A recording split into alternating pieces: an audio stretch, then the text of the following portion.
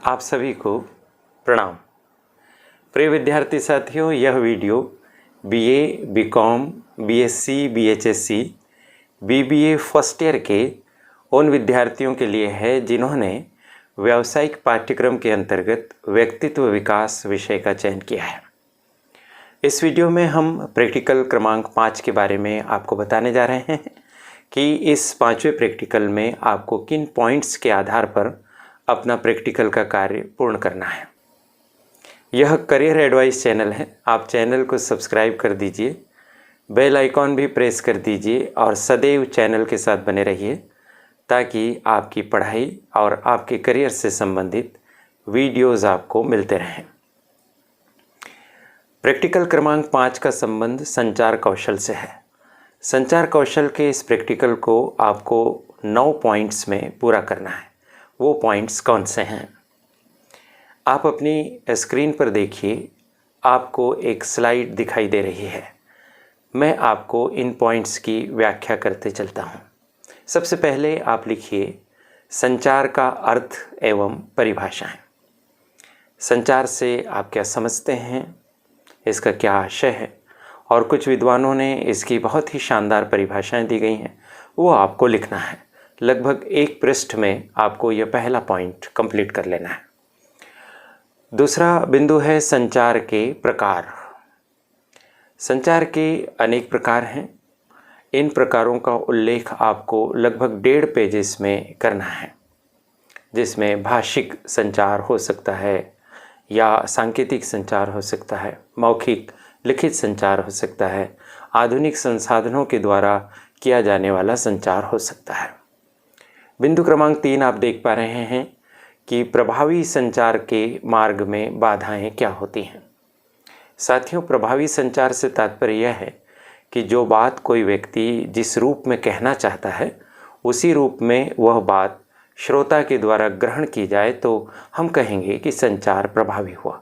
यदि अर्थ का अनर्थ हो जाए या बात किसी और रूप में पहुँचे तो हम कहेंगे कि संचार के रास्ते में बाधा उत्पन्न हो गई है, और ऐसी बाधा की वजह से संचार का उद्देश्य नष्ट हो जाता है और कई बार बड़े ही घातक दुष्परिणाम सामने आते हैं। ऐसी बाधाओं की सूची आपको आसानी से पुस्तकों में और इंटरनेट पर मिल जाएगी। लगभग 2-2.5 पृष्ठ में आप संचार की बाधाओं को बिंदुवार लिखिए। उसके बाद प्रभावी संचार के उपाय। आखिर वो कौन से तरीके और तकनीकें हम अपनाएं जिससे हमारी बात समान रूप से श्रोता तक या संचार में जो ग्राह्य करने वाला व्यक्ति होता है उस तक पहुँचे। तो इसमें आपको यह बात बताना है कि कौन से वो हमारे उपाय हो सकते हैं। इसको आप लगभग 1.5 पेज में आप लिख दीजिए। अगला पॉइंट है सफल संचार का करियर निर्माण एवं जीवन में महत्व। जैसा कि आप जानते हैं कि करियर के निर्माण में हमें कई तरह का संचार करना होता है। कई बार हम लिखित रूप में विभिन्न परीक्षाओं में अपने भावों को व्यक्त करते हैं, वह भी संचार या संप्रेषण है, और बहुधा हम इंटरव्यू के माध्यम से भी अपनी बात कहते हैं। तो यदि हम ठीक से अपनी बात को रख पाएंगे तो हमें हमारा करियर निर्माण करने में सहायता मिलेगी। इसी तरह से जीवन में भी हमारी समस्त समस्याओं का आधार हमारे द्वारा कही गई बात या हमारे द्वारा बात कहने का गलत ढंग ही है। इसी तरह से जीवन में मिलने वाली हमारी समस्त खुशियों का आधार भी हम जिस ढंग से अपने आप को व्यक्त करते हैं वही है।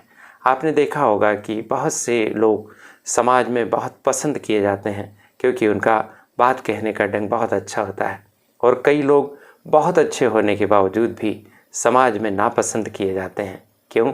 क्योंकि वो अपनी बात को बहुत कटु ढंग से व्यक्त करते हैं। तो संचार का करियर निर्माण और जीवन दोनों में महत्व है। आप इस पॉइंट को अलग अलग भागों में बांटकर, यानी पहले करियर निर्माण में महत्व बता दीजिए और फिर जीवन में महत्व बता दीजिए। इस तरह से 2.5-3 पेजेस की यह सामग्री भी आप उपलब्ध करके लिख सकेंगे। अगला पॉइंट है बहुत महत्वपूर्ण, संचार में देह भाषा की भूमिका। देह भाषा को अंग्रेजी में हम कहते हैं बॉडी लैंग्वेज। हिंदी में इसको देह भाषा के साथ हम तन भाषा के नाम से भी जानते हैं। जैसे मैं अभी बोल रहा हूँ तो आपको मेरा चेहरा भी हिलता हुआ दिख रहा है, आँखों से भी बहुत सारी भावनाएं व्यक्त हो रही हैं और मुस्कुराहट भी आपको बीच बीच में दिखाई दे रही है। जब आप बोलते हैं तो आपके हाथ भी इस तरह से हिलते डुलते हैं। इसी को साथियों देह भाषा कहते हैं। एक सफल संचार के लिए बॉडी लैंग्वेज का बहुत ही अनुकूल होना अत्यंत ही आवश्यक है। इस बिंदु को आप 1.5-2 पेजेस में लिखिए। अगला पॉइंट है संचार के परंपरागत एवं आधुनिक साधन। सृष्टि के प्रारंभ से लगाकर हमने संचार की प्रक्रिया शुरू की है। जैसे ही दो मनुष्य का आविर्भाव हुआ, वो किसी न किसी रूप में अपनी भावनाएं एक दूसरे तक पहुंचाते रहे। तब यानी शुरुआत में संचार के लिए अलग अलग तरीके थे। हम सुनते हैं कि कबूतरों के माध्यम से भी चिट्ठियां भेजी जाने की बात कही जाती है, और तब से लगाकर आज इंटरनेट, ईमेल, मोबाइल और अन्य आधुनिक संसाधन उपलब्ध हो चुके हैं। संचार के इन्हीं साधनों की विकास यात्रा और उसके सुदीर्घ इतिहास का वर्णन आपको इस पॉइंट में करना है। अगला पॉइंट है संचार करते समय स्वयं की क्या कठिनाइयाँ हैं और उनके निराकरण की क्या योजना है। साथियों, अनेक ऐसे विद्यार्थी होते हैं जिन्हें अपनी बात कहने में बहुत असुविधा होती है, झिझक होती है, डर होता है।